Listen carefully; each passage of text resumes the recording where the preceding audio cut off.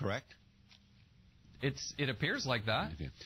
You mentioned South Carolina. Lindsey Graham, the Republican senator from South Carolina, called the Benghazi situation worse than Watergate. Do you think we're looking at that kind of cover-up? Well, I'm telling you, we haven't got to the end of this, but we have 4 dead Americans. We have a kid that was there protecting American interests who's still in the hospital almost 8 months later. We have this string of unanswered questions and direct contradictions from what the administration would lead you to believe versus what the people on the ground are now telling us and what the documentation is telling us. So I don't know if I want to categorize it or compare it directly to a former incident, but it doesn't look good at this point. You had an investigation by Ambassador Pickering and former Chairman of the Joint Chiefs Mike Mullen and others. Did that investigation not satisfy you? No, absolutely not. In fact, we found multiple errors in it.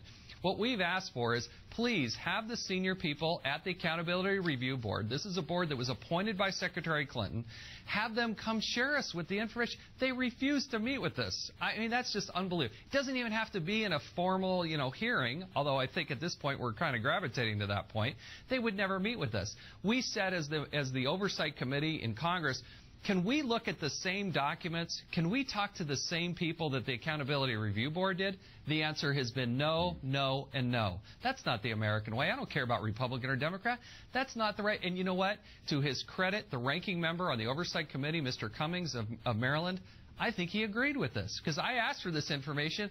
He interrupted. He asked me to yield him time, and he said, I agree with you. And I appreciate him doing that. I think that's the right answer. Do you believe that any of the people that were in Benghazi or in Tripoli, part of the State Department, have been because they stepped forward and questioned what had happened and questioned the response, have been subjected to any kind of internal discipline? Well, we did hear testimony from the Chief of Mission, Gregory Hicks, that he felt like he had been demoted along the way, been mistreated. He had stellar performance reviews every single step of the way, including a nice phone call from the President of the United States congratulating him on the great stuff he did. But the moment he started questioning the senior leadership, saying, how is it that Secretary Rice made those statements, his career just went downhill immediately. That's a very serious question, and we got concurrence on Democrat and Republican side that if anybody, any whistleblower is stepping forward was being singled out, that we would help, shed light on that and do what we could to protect them. But we heard firsthand people saying they felt like that had happened, yes. If the administration is stonewalling, I've yet to hear from you what you think their motive is. Well, I worry that weeks before the election that perhaps that was politically motivated. Remember, this was 5 days. This incident was 5 days after the Democrat National Convention, where the president said that al-Qaeda was on the run and that we were winning this game on terrorism, or this fight on terrorism. And then 5 days later, our ambassador is killed. We have 4 dead Americans. And internally, I think we knew from the get-go that it was, in part, Ansar al-Sharia, which has strong ties to al-Qaeda. I think there was some motivation there to cover some things up. And look, people make mistakes.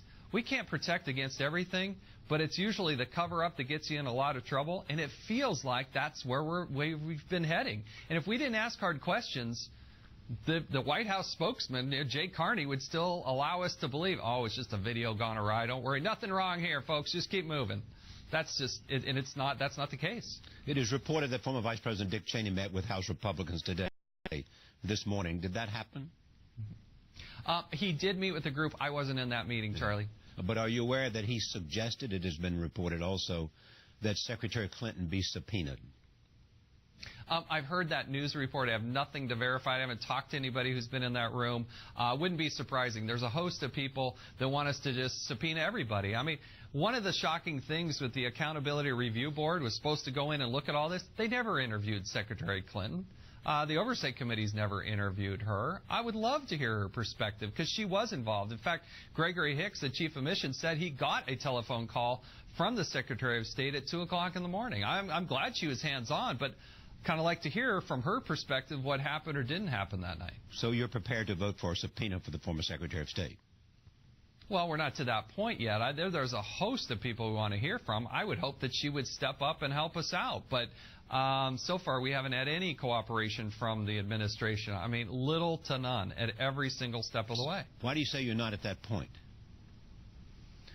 Well, I've been very respectful of what our leadership has been very methodical. We haven't issued any subpoenas yet, and we've taken a lot of criticism from people saying, why? Well, for months, the administration said, well, you have to go through the Accountability Review Board process. But now that we're past that, and we do have whistleblowers stepping up, I think we're going to have to maybe get a little bit more serious about forcing people legally to come in and testify. It shouldn't be that way. They should just do it voluntarily. But, you know, if that's what it takes, I guess at some point, yeah, I'll be supportive of that. Congressman Jason Chaffetz from Utah, Republican from Utah, thank you so much. Thanks, Charlie. We'll be right back. Stay with us. We continue.